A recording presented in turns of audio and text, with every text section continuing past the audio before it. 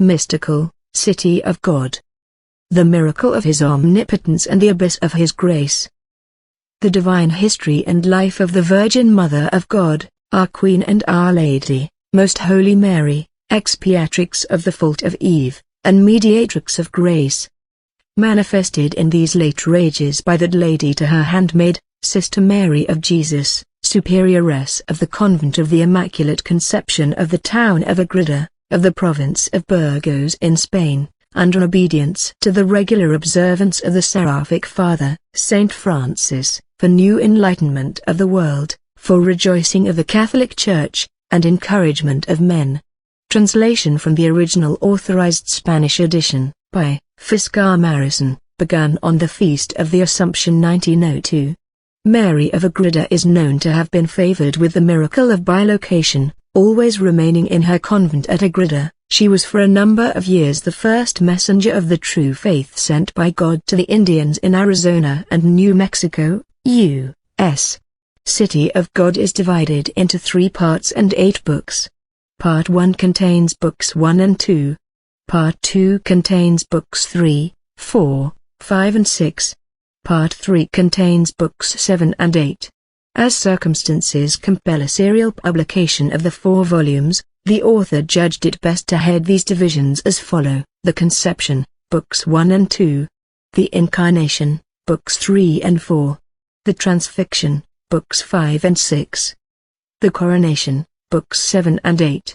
Part 1, The Conception, the Sacramental Mysteries wrought by the Most High in the Queen of Heaven from the time of her Immaculate Conception until the Incarnation of the Word in her virginal womb, and how much merit she herself acquired through divine grace by profiting from the favors conferred upon her during those first 15 years of her life. Introduction to the life of the Queen of Heaven, giving the reason for writing it, and explaining other circumstances in connection therewith. 1. I should not be astonished to hear myself condemned as audacious, foolhardy and presumptuous by any person who will begin to realize, if realized it can be, that I, a simple woman, who is of herself but sheer weakness and ignorance and who is, on account of her sins, most unworthy, has resolved and attempted to write of divine and supernatural things. This condemnation will be the more justified in these, our present times, in which the Holy Church, our Mother, is so abundantly supplied with teachers and holy men, so rich in doctrines of the Holy Fathers and Doctors, in this our most opportune age, when even prudent and wise persons, full of holy zeal in the spiritual life, are disturbed and troubled at the least mention of a higher life, looking upon visions and revelations as most suspicious and dangerous paths for the pursuit of Christian perfection. If no excuse can be found for such an enterprise in itself, or even for attempting things that are so far above and superior to what man can hope to compass, and so far beyond all human capacities, then we can only conclude that to undertake them is either a sign of perverse judgment or the result of an activity far surpassing all the human power. 2. As faithful children of the Holy Church we must confess that all the mortals, not only with the use of all their natural powers, but with the simultaneous use of all the common and ordinary graces, are but incapable and, as it were, mute and ignorant weaklings for so difficult an undertaking as to explain and describe the hidden mysteries and magnificent sacraments which the powerful arm of the Most High has wrought in that creature whom, as His Mother, He has designed to be an immense ocean of grace and privilege and the depository of the greatest treasures of the divinity. How incapable must our weakness acknowledge itself to be, when even the angelic spirits confess that words failed them when attempting to describe that which is so far above their thoughts and capacities. The life of this phoenix among the works of God is a book so sealed up that none is found among all the creatures of heaven and earth, worthy to open it. Apocalypse 4:3. It is evident then, that only the powerful Lord can unseal it. He who made her more perfect than all the creatures, or she herself, the Mistress, our Queen and Mother, who was worthy to receive and properly to appreciate her ineffable gifts. It is in her power to select suitable instruments, and such as for her glory seem capable of manifesting these gifts in the proportion, at the time, and in the manner serviceable to her only begotten Son. 3. I would willingly maintain that these instruments can be no other than the teachers and learned saints of the Catholic Church, or the doctors of the schools, who have all taught the way of truth and life. But the thoughts and the judgments of the Most High are exalted as much above our own as heaven is exalted above the earth, and no one knows his mind and no one can counsel him in his works. Romans 11:34. He it is that holds the scales of the sanctuary in his hands. Apocalypse 6:5, and who weighs the winds. Job 28:25, who grasps in his hands all the orbs. Isaiah 40:12, and who, by the equity of his most holy counsels, disposes of all things with weight and measure. Wisdom 11:21, assigning to each one opportune time and place. He dispenses the light of wisdom. Ecclesiasticus 24:37, and by his most equitable bounty he distributes it, and no one can ascend to the heavens to draw it down. Baruch 3:29, or fetch it from the clouds, or know its ways, or investigates the hidden paths thereof. Baruch 3:31. He alone observes it as it is in itself, and transfuses it as the vapor and emanation of his immense charity. Wisdom 7:25, as the brightness of his eternal light, as the flawless reflection and image of his eternal bounty, through holy souls among the nations, in order to make them friends of the Most High and constitute them as prophets. Wisdom 7:27.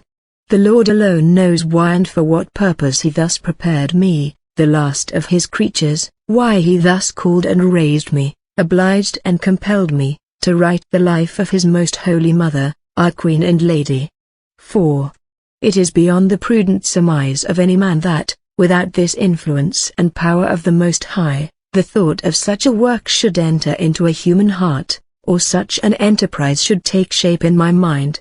For I acknowledge and confess myself to be a weak woman, wanting in all virtue. Therefore, it should be far from my thoughts to approach such a work, but equally as far from me to refuse it on my own account.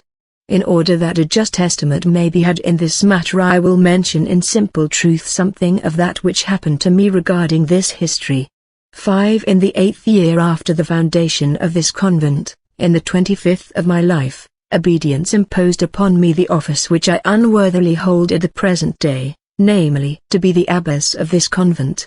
I found myself much troubled, sorrowful and discouraged, because neither my age nor my inclinations were such as are requisite for governing and commanding, but they were rather such as befitted one who should be governed and obey. I knew also, that in order to invest me with this office a dispensation had been obtained. On account of these and other just reasons, the terrors with which the Most High has crucified me during all my life, were much augmented. In addition thereto, God left me in dreadful doubt whether I was on the secure path or whether I should obtain or lose his friendship and grace. 6.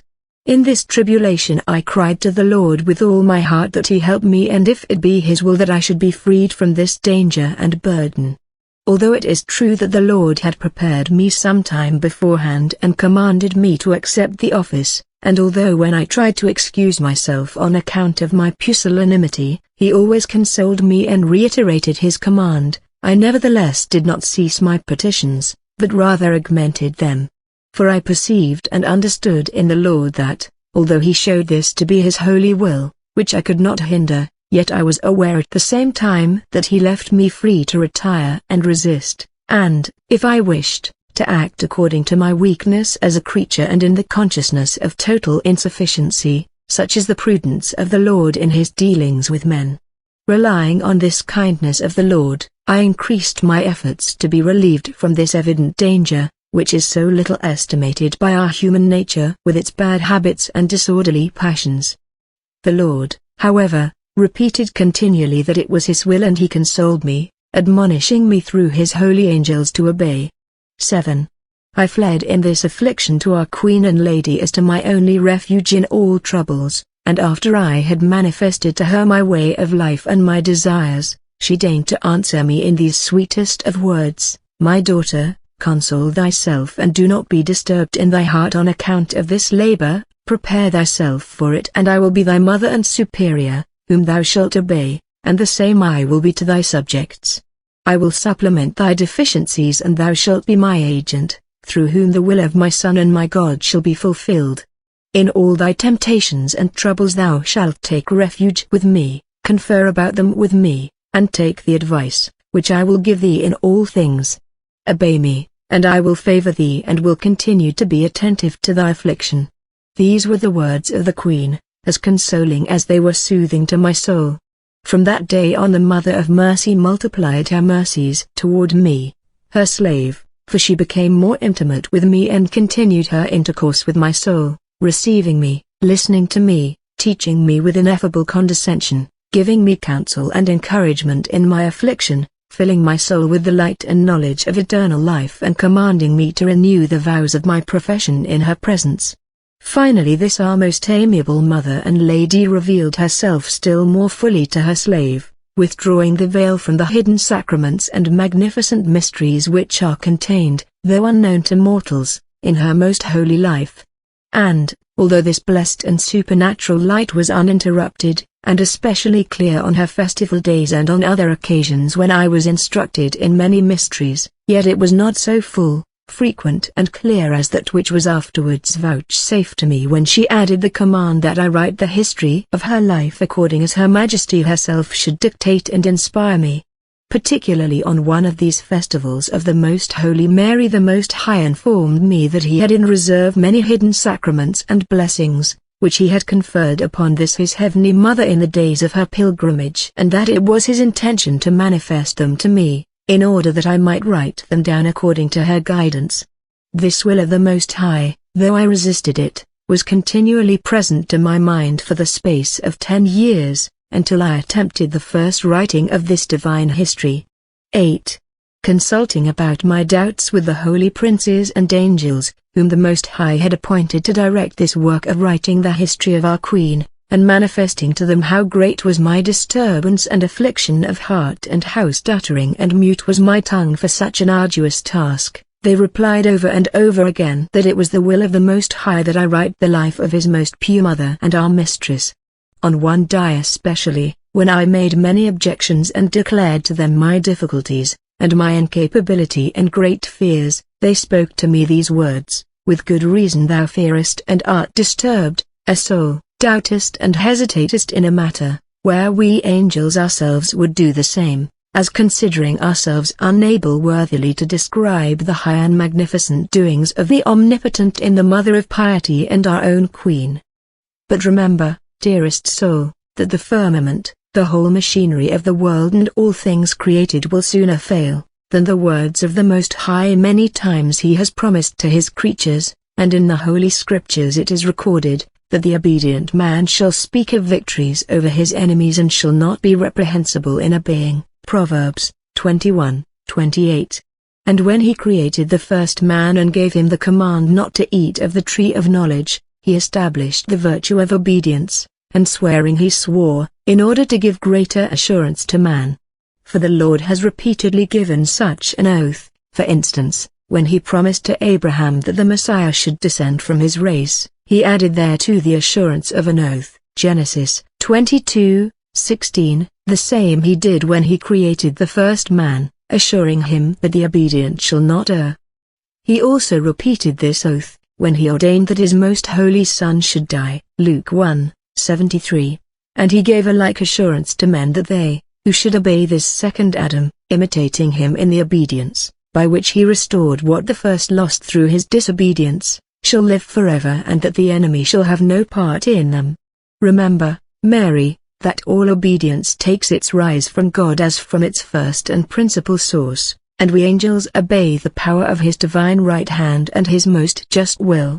We cannot contravene or ignore it, because we see the immutable being of God face to face, and we perceive that His will is holy, pure and true, most equitable and just.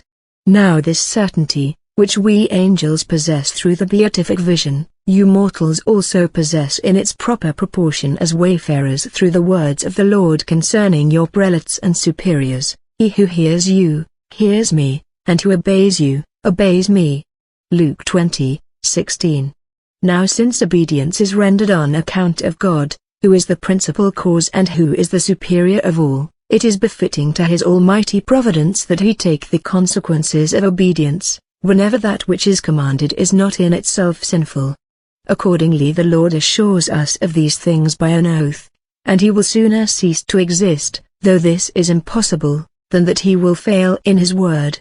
In the same way as the children proceed from their parents, and all the living from Adam, multiplied from his natural being in his posterity, so also all superiors are constituted by God as by the Supreme Lord, on whose account we yield obedience to them, human beings to their living superiors, we angels to our higher hierarchies of the same nature, and all beings together, in their superiors, obey the eternal God. Remember now, that all of these have directed and commanded thee to do that, about which thou still hesitatest. If thou now shouldst begin to write by mistake, intending thereby to fulfill his commands in obedience, then the Most High would do with thy pen the same as he did with the knife of Abraham, when he was about to sacrifice his son Isaac, for on that occasion the Lord commanded one of us angels to withhold the arm and the knife. He did not thus command us to withhold thy pen, but has ordered us with lightest breath to speed it on, and while gazing on his majesty, to direct and assist thee by illuminating thy intellect. 9. Such encouragement and instruction my holy angels and lords gave me at this time. On many other occasions the Prince Saint Michael informed me of the same wish and command of the Most High. By the continual enlightenments, favors and instructions of this great Prince, I have understood great sacraments and mysteries of the Lord and of the Queen of Heaven, for this angel was one of those who guarded and assisted her and who were delegated from the angelic choirs, as I will relate in its place, Part 1, 201-206. He is at the same time the general patron and protector of the Holy Church. He was a special witness and faithful minister of the mysteries of the Incarnation and Redemption. This I have often heard of Saint Michael himself, who showed me singular favors in my troubles and dangers, and has promised me his assistance and direction in this undertaking. 10. In addition to all this and other facts, which need not here be mentioned, and in addition to what I shall say farther on, the Lord has directly, in his own person, commanded and manifested to me his will many times, and in words which I shall presently repeat. He said to me one day on the festival of the presentation of Most Holy Mary in the temple, "My spouse, many mysteries pertaining to my mother and the saints have been made manifest in the Church militant, but many are still hidden, especially the interior secrets of their lives, and these I wish now to make known, and I desire thee to put them down in writing according as thou art directed by the most pure Mary. I will reveal and explain them to thee, for until now I have, according to the hidden designs of my wisdom, kept them in reserve, because the time for revealing them was not befitting or opportune to my providence. Now, however, it is, and it is my will that thou write. Obey, soul. 11. All these facts which I have mentioned, and many more which I could mention, would not have been urgent enough to rouse my will to an enterprise so arduous and so foreign to my condition, if to them had not been added the motive of obedience to my superiors, who are set to govern my soul and teach me the way of truth. For certainly my mistrusts and fears were not so unimportant as to permit me to come to a full decision without their commands in so great a matter, when in resolving upon others, also supernatural and vastly less difficult, I rely so much on the guidance of obedience. As an ignorant woman I have always sought this North Star, for it is a duty incumbent on all to test all things, even though they seem to be most noble and excellent beyond suspicion, by the approbation of the teachers and ministers of the Holy Church. Such assurance I have been solicitous to procure for the direction of my soul, and more particularly in this undertaking of writing the life of the Queen of Heaven. I have frequently tried to prevent my superiors from being moved by any accounts of my interior experiences, disguising, as much as I could, many things, and in tears begging the Lord to enlighten them and to fill them with mistrust against me, to watch over them lest they be deceived or lest they permit me to be deceived or misdirected. Many times I have desired that the very thought of allowing me to engage in this enterprise would fade from their minds. 12. I will also confess that the demon, availing himself of my natural dispositions and of my fears, has made great efforts to hinder this work by seeking to terrify and afflict me. He would no doubt have succeeded in keeping me from it if the zeal and persistence of my superiors had not counteracted my cowardice. In this persecution the Lord, the most pure Virgin and the holy angels often took occasion to renew their enlightenment, their tokens and wonders. Nevertheless, in spite of all this, I deferred, or to speak more appropriately, I resisted this undertaking many years. I refused compliance, as I will describe further on, not having the boldness to attempt the execution of something so far above all my powers. And I believe that this was not without special providence of His Majesty, for in the course of those years so many things have happened to me, and I may say, so many mysterious and various difficulties intervened, that I could not have been able to preserve the tranquility and quiet of spirit, which is necessary for attaining the proper light and information, for not in all states of mind, though they are of the highest and the most advanced, can the soul engage in that exalted activity which is necessary to correspond to such exquisite and delicate influences. In addition to this, there was still another reason, namely, during this protracted delay I could inform myself and assure myself of the truth of these things not only by means of the new enlightenment, which grew as time passed on, and by the prudence which experience gives, but also by the persevering insistence of the Lord, of the holy angels and of my superiors, under whose obedience I lived. Likewise an opportunity was given me to quiet my fears and misgivings, to overcome my cowardice and perplexity, and to trust that to the Lord, which I would not trust to my weakness. 13. Confiding then in the great virtue of obedience, I resolved in the name of the Lord and of my Queen and Mistress to lay aside my reluctance. I call this virtue great, not only because by it the most noble activities in the faculties of a creature, namely the mind, the judgment and free will, are offered as a holocaust to the Lord, but also because no other virtue ever assures success more unfailingly than obedience, for by it the creature then does not operate of itself alone, but also as an instrument of Him that governs and commands. This was the assurance of Abraham, when he overcame the force of the natural love for his son Isaac, Genesis 22:3. And if it was sufficient for such an act, and sufficient to detain the sun and the heavens in their swift course, Joshua 10:13, it can certainly be sufficient to influence the movement of the earth. Perchance if the hand of Uzzah had been guided by obedience, he would perhaps not have been punished as presumptuous in touching the Arkansas well. Do I know that I am more unworthy than Uzzah in stretching out my hand to touch, not the lifeless and figurative ark of the Old Covenant, but the living ark of the New Testament, which contained the manna of the divinity, the source of grace and the new law. But if I remain silent, I fear with good reason to disobey Most High commands, and I could exclaim with Isaiah, "Woe is me because I kept my peace." Isaiah 6:5.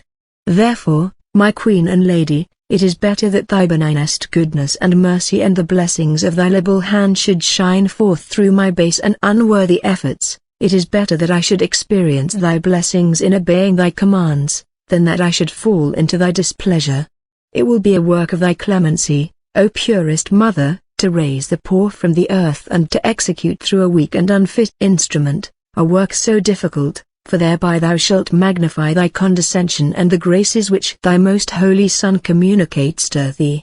Moreover thou thereby shalt exclude that deceitful presumption, which might make us imagine that by human efforts, or by earthly prudence, or by the force and authority of deep discussion, this work is accomplished. Thou thereby showest, that by divine virtue thou awakenest anew the hearts of the faithful, drawing them toward thee, thou fountain of kindness and mercy. Speak therefore, O Lady, that thy servant may hear with an ardent desire fully to obey thee. 1 Kings 3:19. But how can my desires ever reach or equal my indebtedness? A befitting response on my part will be impossible, but if it were possible, I would desire to give it. O powerful and exalted Queen, fulfill thy promises by manifesting to me thy graces and attributes, in order that thy greatness may be made known and heralded through the nations and generations. Speak, O Lady, for thy servant heareth. Speak and magnify the Most High in the powerful and wonderful works, which his right hand performed for thee in thy most profound humility. Let them flow from the hollow of his hands filled with hyacinths into thine. Canticle 5:14, and from thine to thy devout servants, in order that the angels may bless him, the just magnify him, and the sinners seek him. Let all of them see the example of thy highest sanctity and purity, and by the grace of thy most holy Son, let me be favored with this mirror and efficacious rule, by which I can set my life in order. For this is to be the principal purpose and first object of my solicitude in writing thy life. This thou hast repeatedly intimated to me, condescending to offer me a living pattern and a mirror without flaw, in which I should see and according to which I should adorn my soul, so as to become worthy to be thy daughter and the bride of thy most holy Son. 14. This shall be my whole object and intention, and therefore I shall not write as a teacher, but as a disciple, not as one instructing, but as one trying to learn, knowing that it is the duty of women to be silent in the Holy Church, and to listen to the teachers. 1 Corinthians 14:34. But as an instrument of the Queen of Heaven I will declare what she deigns to teach me and whatever she commands me, for all the souls are capable of receiving the Spirit, which her divine Son has promised to pour out over men of all conditions. Joel 2:28. The souls are also able to communicate it in a befitting manner, whenever a higher authority acting according to the dispensations of Christ's Church so disposes. I am now convinced that the Church has authorized this history through my superiors. That I should err is possible, and to an ignorant woman, natural, but then I err, while obeying and not acting of my own free will. Thus I remit myself and subject myself to those who are my guides and to the correction of the Holy Catholic Church, to whose ministers I fly in all my difficulties. And I wish that my superior, teacher and confessor be a witness and a censor of this doctrine, which I receive, and also a severe and vigilant judge of the manner in which I put it into practice, or fail in the fulfilling of the obligations consequent upon this blessing. 15. Pursuant to the will of the Lord and the command of obedience, I have written for the second time this heavenly history, for during the first writing of it, though the light by which I perceived the mysteries was abundant and fruitful in proportion as my shortcomings were great, my tongue was unequal to the task of finding the proper terms, and my pen not swift enough for a full statement. I omitted some things, and with the lapse of time and by the aid of new enlightenments, I found myself better prepared to write at this second time. Nevertheless, there always remains much of what I understood and have seen, which I must leave unsaid, since to say all will never be possible. Besides these reasons, there was another known to me in the Lord, namely, that in my first writing my mind was much hindered from attending to the matter and arrangement of this work by my temptations and great fears. They raised such tempests of contrary thoughts and suggestions within me, that, deeming it the greatest presumption to have attempted such an arduous task, I concluded to burn it. And I believe that this did not happen without the permission of the Lord, for in the turbulency of my soul I could not present myself in a state entirely befitting and desirable to the Lord for writing and engraving into my heart and spirit his doctrine, as he commands me to do now and as can be seen from the following event. 16. On one of the festival days of the purification of Our Lady, after having received the most holy sacrament, I wished to celebrate this holy festival, which was the anniversary of my profession, with many acts of thanksgiving and of total resignation to the Most High, who without any merits of mine had chosen me as his spouse. While I was thus exciting these affections, I felt in my interior a most powerful change accompanied by abundant light which raised me and urged me strongly and sweetly toward the knowledge of the essence of God, his goodness, perfections and attributes, and to the disclosing of my own misery. Wisdom 8:1. And these different things, which were placed before my understanding at one and the same time, produced in me various effects. The first was that all the attention of my mind and all my aspirations were raised on high. The other effect was, that I was humbled in mind to the very dust, in such a way that it seemed to take away my own existence. At the same time I felt a most vehement sorrow and contrition for my grievous sins, joined to the determination to amend and to renounce all worldly things, aspiring instead toward complete love of God. In these effects I remained as if annihilated, and the greatest pain seemed but consolation, and death, but life. The Lord, having pity on my faintness, in sheer mercy, spoke to me, "Be not dismayed, my daughter and spouse, for in order to pardon, to wash and to purify thee from thy sins, I will apply my infinite merits and the blood, which I shed for thee, animate thyself to desire all perfection in imitation of the life of the Most Holy Mary.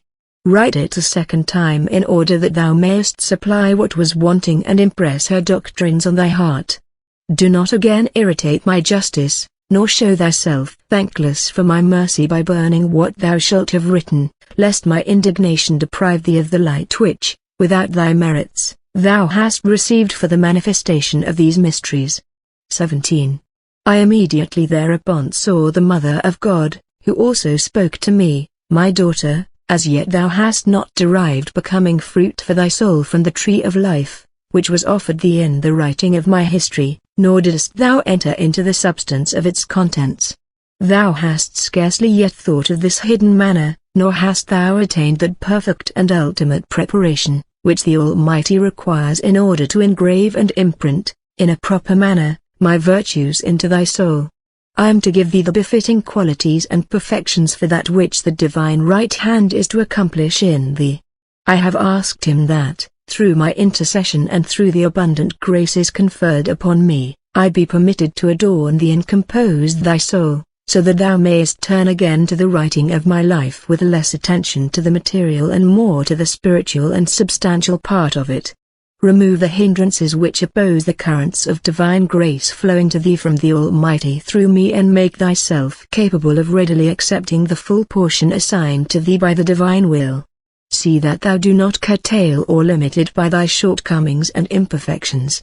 Thereupon I saw that the Divine Mother clothed me in a garment whiter than the snow and more shining than the sun, and she girded me with a most precious girdle and said, "This is a participation of my purity."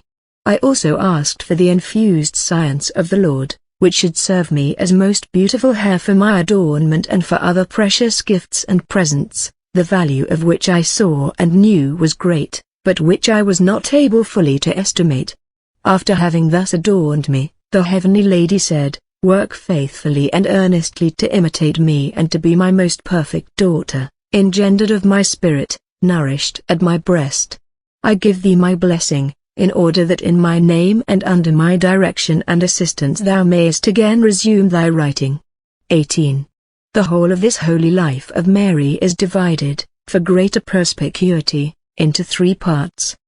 The first treats of all that pertains to the first 15 years of her life, from the moment of her most pure conception until the moment when in her virginal womb the eternal Word assumed flesh, including all that the Most High performed for Mary during these years. The second part embraces the mystery of the Incarnation, the whole life of Christ our Lord, his passion and death and his ascension into heaven, thus describing the life of our Queen in union with that of her divine Son and all that she did while living with him. The third part contains the life of the Mother of Grace during the time she lived alone, deprived of the companionship of Christ our Redeemer, until the happy hour of her transition, assumption and crowning as the Empress of Heaven, where she is to live eternally as the daughter of the Father, the mother of the Son and the spouse of the Holy Ghost. These 3 parts I subdivided into 8 books, in order that they may be more convenient for use and always remain the subject of my thoughts, the spur of my will and my meditation day and night. 19. In order to say something of the time in which I wrote this heavenly history, it must be noticed that my father, Brother Francis Coronel, and my mother, Sister Catherine, my parents, founded in their own house this convent of the Discalced Nuns of the Immaculate Conception by the command and the will of God, which was declared to my mother, Sister Catherine, in a special vision and revelation. This foundation took place on the octave of the Epiphany, January 13, 1619.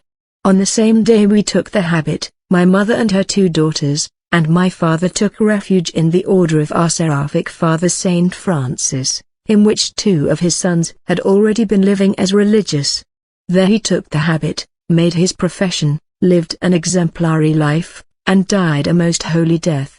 My mother and myself received the veil on the day of the purification of the Queen of Heaven, on the 2nd of February, 1620. On account of the youth of the other daughter her profession was delayed. The Almighty in His sheer goodness favored our family so much, that all of us were consecrated to Him in the religious state. In the 8th year of the foundation of this convent, in the 25th of my age, in the year of our Lord 1627, holy obedience imposed upon me the office of abbess, which to this day I unworthily hold. During the first 10 years of the time in which I held this office, I received many commands from the Most High and from the Queen of Heaven to write her holy life, and I continued in fear and doubt to resist these heavenly commands during all that time until the year 1637, when I began to write it the first time. On finishing it, being full of fears and tribulations, and being so counseled by a confessor, who directed me during the absence of my regular confessor, I burned all the writing containing not only this history, but many other grave and mysterious matters, for he told me that women should not write in the church. I obeyed his commands promptly, but I had to endure most severe reproaches on this account from my superiors and from the confessor, who knew my whole life. In order to force me to rewrite this history, they threatened me with censures. The Most High and the Queen of Heaven also repeated their commands that I obey. During this second writing, so abundant was the light concerning the divine essence, so copious were the blessings of the divine right hand for the renewal and vivification of my soul in the teachings of my Heavenly Mother, so perfect were the instructions and so exalted were the sacraments communicated to me, that it was necessary to write another book in connection with this history, the title of which will be, Laws of the Spouse, Heights of His Divine Love and Fruits Gathered from the Tree of Life of Most Holy Mary, Our Lady. By divine favor I begin rewriting this history on the 8th of December, 1655, on the day of the Immaculate Conception.